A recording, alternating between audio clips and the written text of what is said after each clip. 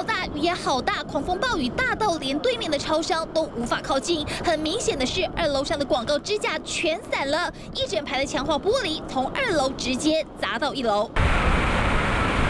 强化玻璃连着铁栏杆一起被吹垮，强风全台肆虐，超商4周都是玻璃，一不小心就变成这样。风太强还是怎么样？没事。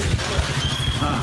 彰化这家超商满地碎玻璃，店里电碗乱七八糟，关东煮茶叶蛋也毁了，店员冒着外面风雨赶快收拾。另外，台中这间也很扯，有没有人受伤的？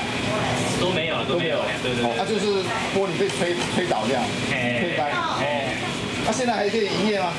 现在就边营业边整理商品。客人简直吓坏，台风天一早来超商买早餐，结果玻璃瞬间碎裂，就像被炸弹轰炸过一样。台南新落成的归仁棒球场，10根高架铁栏杆连根拔起。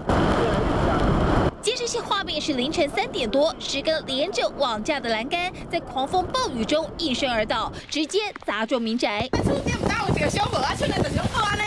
这保险吗？嘿，绑起来好，我拢精神。